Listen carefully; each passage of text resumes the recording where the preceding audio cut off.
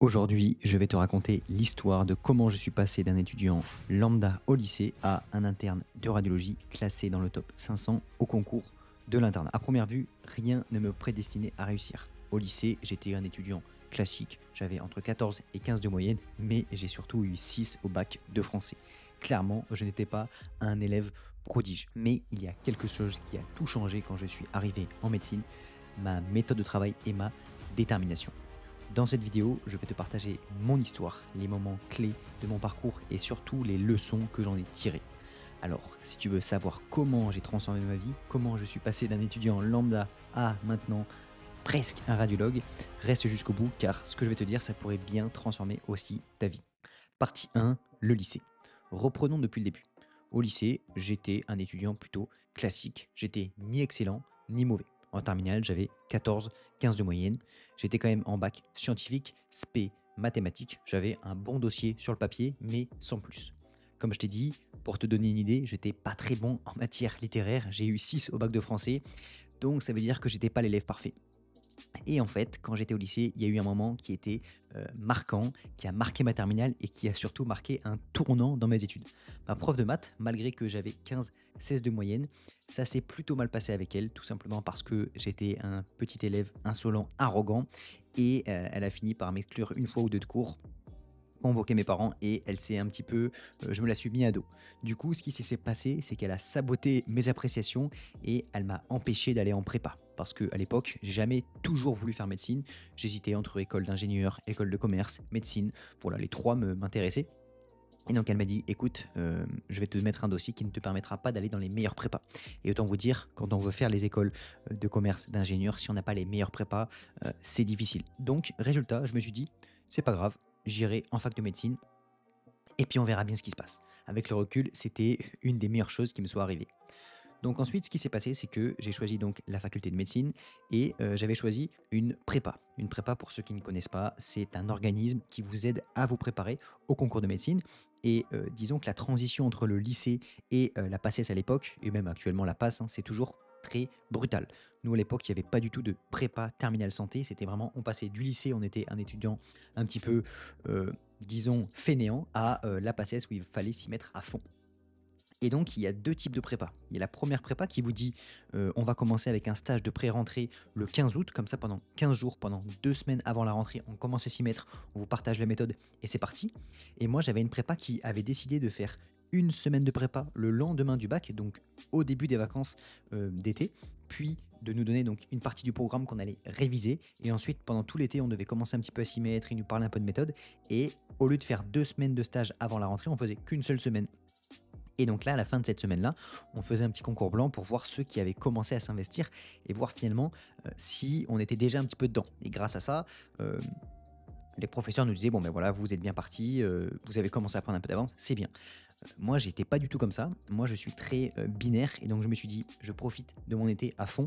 Et à partir du moment où je rentre le 1er septembre, là, c'est parti. Et donc, j'ai pas fait grand-chose de tout l'été.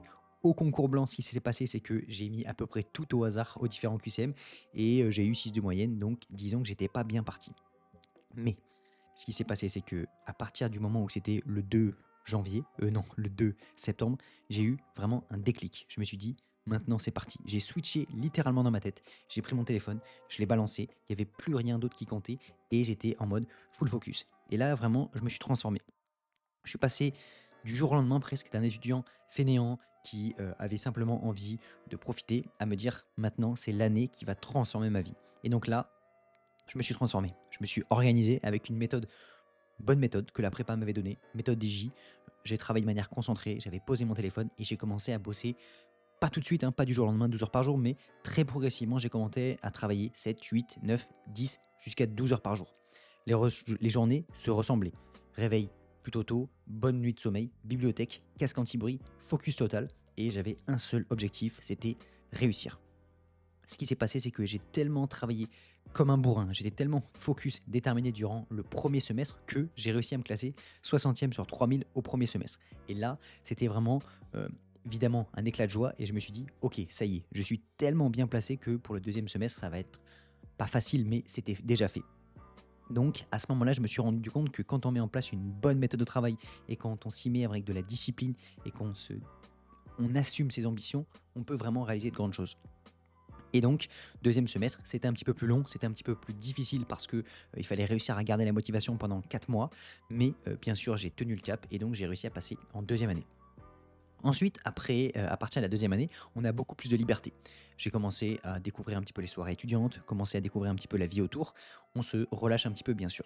Mais j'ai toujours été au fond de moi un petit peu sportif, j'ai toujours fait du sport au lycée et donc en PACES, je n'avais pas beaucoup fait de sport. Donc j'étais très, j'avais perdu beaucoup de musculature, j'étais plus exactement, une image qui me plaisait et donc j'ai décidé à me mettre à la musculation et vraiment, j'ai commencé à me mettre à la musculation avec un ami à moi. On a commencé à y aller très régulièrement, tous les soirs à 21 heures pendant 1 heure et demie et là, j'ai commencé à me transformer. Transformer physiquement, mais aussi mentalement. Ça m'a permis de commencer à prendre soin de moi, construire un mental qui était fort parce que, j'étais déterminé à venir régulièrement, à comprendre la rigueur, comprendre l'investissement et donc c'était la suite un petit peu, de la transformation que j'avais commencé en première année. La première année a été pour moi un déclic un petit peu forcé bien sûr, mais vous allez le voir, on va en rediscuter, mais ça a été une partie essentielle de ma réussite future parce que sans le sport, sans cette régularité, sans cette détermination, je n'aurais jamais pu m'investir aussi fort que en cinquième, sixième année. Donc voilà, deuxième, troisième année, j'ai fait un petit peu ma vie tranquillement. Disons que j'étais pas l'étudiant le plus investi et c'est ce qui se passait à l'époque. On travaillait très peu durant l'année, on travaillait un mois avant les examens. Le but c'était vraiment de profiter de notre vie étudiante jusqu'à ce qu'on rentre à l'externat. Donc deuxième année, j'ai profité tranquillement, j'ai fait du sport, j'ai travaillé un petit peu à côté, etc. Ensuite, après, en quatrième, cinquième année, j'ai travaillé, j'étais motivé, déterminé, mais j'ai pas fait non plus des années exceptionnelles. Mais j'avais pas la même intensité qu'en première année, bien sûr. Et j'ai eu un petit peu le même déclic quand je suis rentré, en septembre de la sixième année. Je savais que c'était vraiment à ce moment-là que j'allais vraiment faire la différence. Donc, ce qui s'est passé, c'est que durant mes stages de quatrième, cinquième année, avec mes différents stages, j'avais rencontré des gens qui, à ce moment-là, j'avais envie de faire, de la chirurgie plastique et pour ceux qui ne connaissent pas, le concours de l'internat, on a besoin, on passe un concours en fin de sixième année où on va choisir notre spécialité en fonction de notre classement et donc le premier choisi et ainsi de suite. Donc et en fonction des spécialités, il y a très peu de places. Donc par exemple, la chirurgie plastique, en France, il y a que, 30 places. Donc il suffit que, les gens bien classés la prennent et dès qu'on est, si on est mal classé, on ne peut pas la choisir. Donc c'est une des spécialités les plus difficiles. Donc à ce moment-là, je travaillais pas énormément, mais dans ma tête, j'avais envie de prendre une des spécialités les plus demandées. Donc ça commençait à résonner en moi et je me suis dit: «OK, à partir je vais faire exactement comme en PACES. À partir de septembre, je vais commencer à passer en mode Terminator» et c'est exactement ce qui s'est passé. J'ai profité un petit peu de mon été entre la cinquième et la sixième année et puis le 2 septembre, je suis passé, j'ai switché complètement. J'ai tout abandonné, toutes les entraves que j'avais, j'ai tout laissé de côté. Je ne prenais quasiment plus mon téléphone, j'étais coupé de tout le monde, j'ai découpé les réseaux sociaux et je suis parti en mode guerrier. J'ai dit à mes parents: «Voilà, vous savez que c'est une année extrêmement importante pour moi. J'ai des objectifs précis. Maintenant, j'ai besoin que quand je rentre tous les week-ends, vous puissiez me faire des tupperwares pour que quand je rentre chez moi le soir, j'ai juste besoin, de manger». Je travaillais toute la journée à la bibliothèque de 8 heures à 22 heures, en gros. Alors la bibliothèque, elle ne fermait pas à 22 heures parce que c'était les années un peu Covid, donc il y avait le couvre-feu, je devais rentrer chez moi à 17 heures, mais c'était pareil. Je rentrais chez moi à 17 heures, je faisais un petit peu de sport, donc je travaillais vraiment de 8 heures jusqu'à midi. Après je prenais à peu près une petite demi-heure, je retravaillais de 13 heures jusqu'à 17 heures. Je rentrais chez moi, je faisais un petit peu de sport, souvent une demi-heure, trois quarts d'heure, quasiment tous les jours, et je reprenais de 18 heures à 22 heures.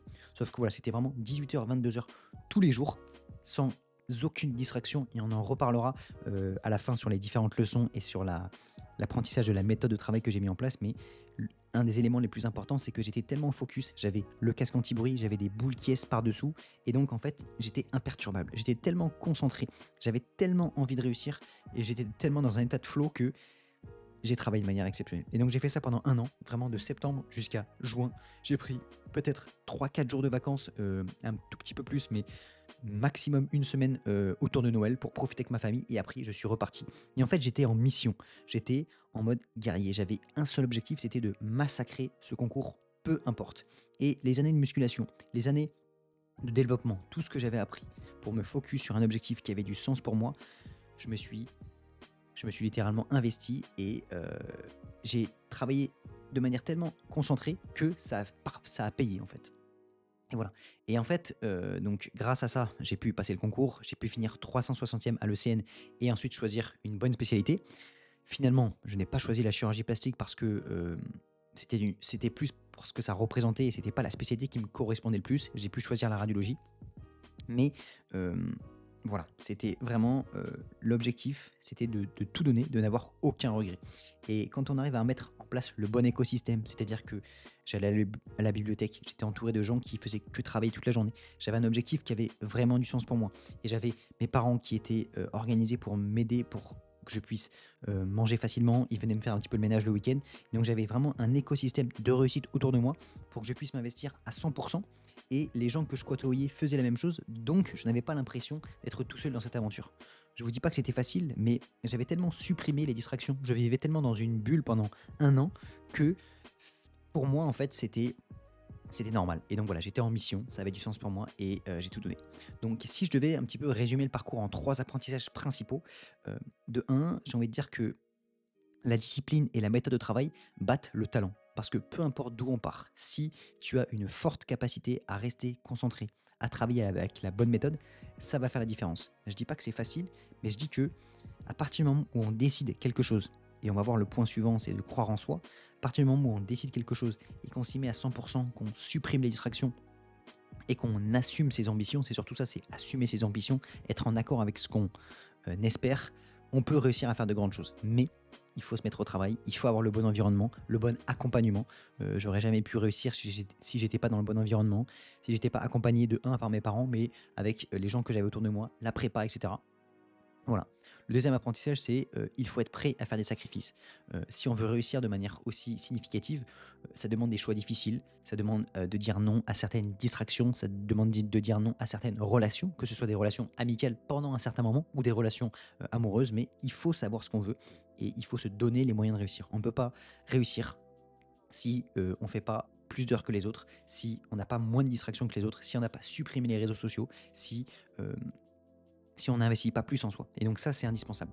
Et pour moi, la troisième chose et peut-être la plus importante, c'est, ça va paraître un peu bateau, mais quand je dis croire en soi, c'est croire profondément que si on donne tout, on est capable de réussir. Parce qu'il y a des gens qui, avant même de commencer, ils ont des croyances limitantes qui se disent, en tous les cas, ils y croient pas vraiment au fond d'eux. Ils se disent que c'est pas fait pour eux, qu'ils sont pas assez intelligents, qu'ils n'ont pas les capacités. Et si on a cette croyance au fond de nous, comment voulez-vous réussir? Parce que l'inconscient, il finit toujours par agir et on s'investit pas comme il faut. On va pas chercher ses heures supplémentaires le samedi, le dimanche, au milieu de semaine. Et donc, il faut vraiment croire au fond de soi. Et en fait, si aujourd'hui je devais refaire, vu que je sais au fond de moi que je suis capable de réussir, je me donnerais tellement fort parce que je sais que si je fais ça, ça va marcher. Et donc c'est ça que j'ai envie de vous partager, c'est de vous dire, si vous appliquez la bonne méthode, c'est celle que j'ai fait, et le but c'est pas de vous dire de reproduire à l'essentiel, on en reparlera parce que le but d'une méthode c'est d'appliquer des fondamentaux qui fonctionnent et ensuite de l'adapter à vous pour que vous puissiez prendre du plaisir au quotidien, travailler de manière adaptée à vous et qui vous plaise et tenir sur le long terme. Ça, c'est une bonne méthode de travail. C'est ce que je partage un petit peu dans ma prépa 100% gratuite sur lesquelles j'accompagne les étudiants. Pour ceux qui sont intéressés, c'est un des premiers liens dans la description. Allez jeter un coup d'œil, vous avez toute la méthode de travail qui est expliquée, décrite, décortiquée.